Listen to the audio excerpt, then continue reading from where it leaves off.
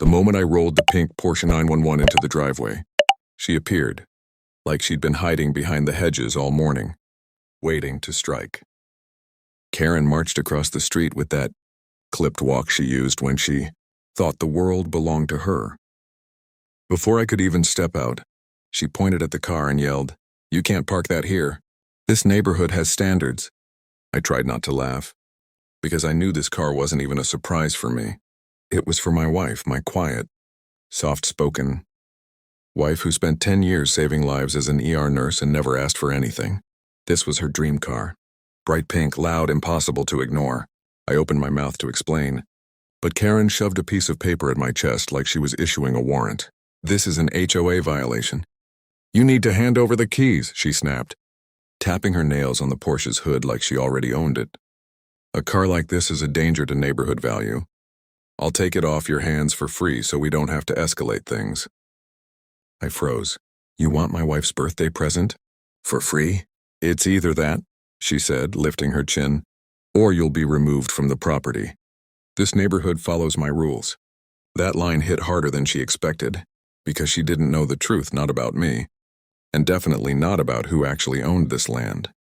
She didn't know my wife was standing at the window listening, gripping the small badge she kept hidden in her pocket. She didn't know what we'd been trying to forget since we moved here, and she sure didn't know the danger she stepped into when she tried to threaten us. But the real twist came when Karen pulled out her phone and announced, loud enough for half the street to hear, "I'm calling the authorities. You stole that car, and I'm having you arrested." I stared at her, and for the first time I saw the fear she didn't realize she should have had. Because the Porsche wasn't the only secret she was about to trip over. Karen stood in the middle of my driveway like she was planting a flag. She had her phone on speaker, pacing in circles, pretending she was talking to some official department. I could hear nothing but a dial tone, but she kept nodding like someone was giving her orders. Yes, I understand. Arrest him immediately," she said, loud enough for the neighbors to peek through their blinds. My wife stepped outside slowly, still wearing her birthday ribbon. She didn't say a word at first, she just walked around Karen and rested her hand on the Porsche's roof like she was calming a wild animal. Karen spun toward her.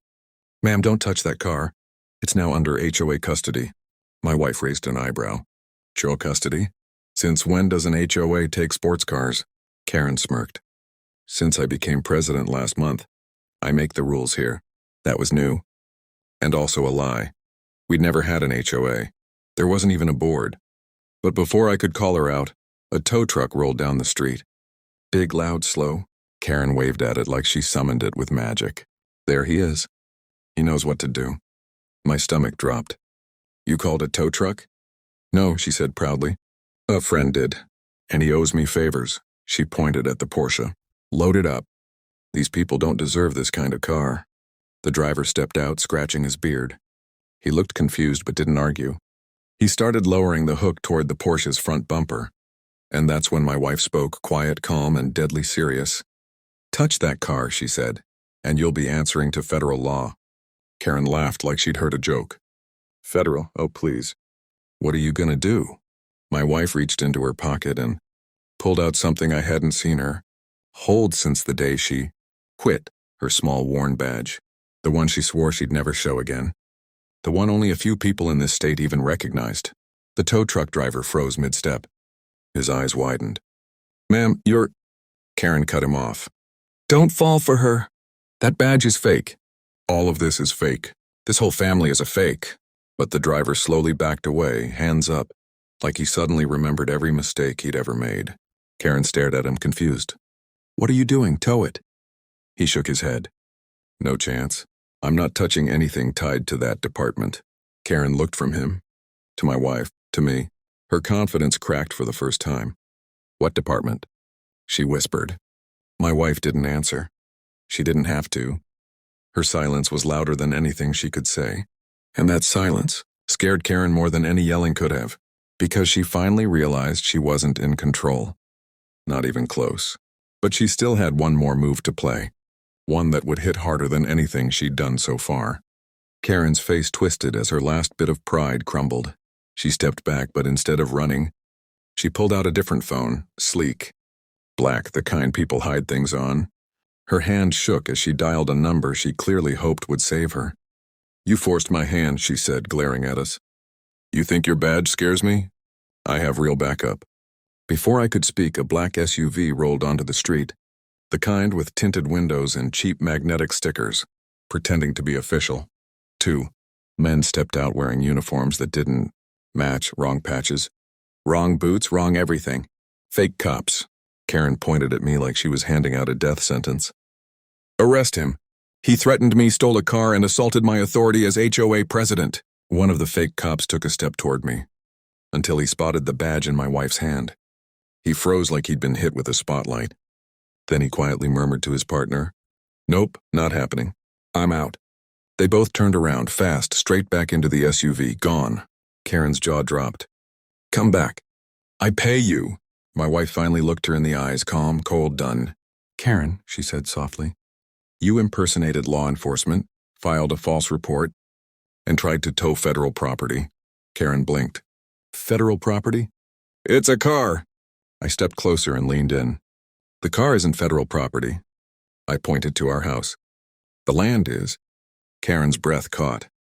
The truth finally hit her, and hard. My wife didn't just work for a federal department. She owned the deed to this land, through a federal protection program, tied to her service. Something none of the neighbors knew about. Something Karen had just stomped all over with fake authority and threats. In that moment, real police cruisers pulled up, silent. Smooth and definitely not fake. They approached Karen slowly as she backed up, shaking her head like the world betrayed her. "This is a mistake," she whispered. "I was only trying to protect the neighborhood." One officer cut her off. "Ma'am, you're under arrest for impersonating an HOA with no legal standing, harassment, filing a false police report, and attempted vehicle theft." Karen's screams echoed across the street as the cuffs clicked. "You can't do this!"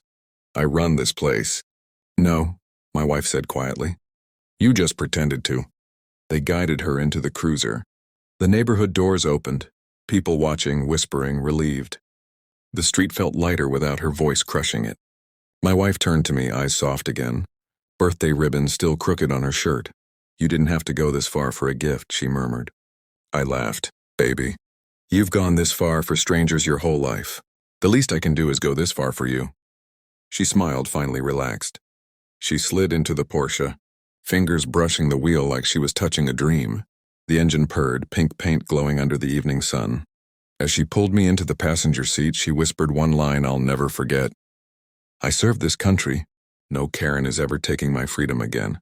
We drove off, leaving the noise, the lies, and the chaos behind, just a pink Porsche, the open road, and the two of us finally breathing free. The end.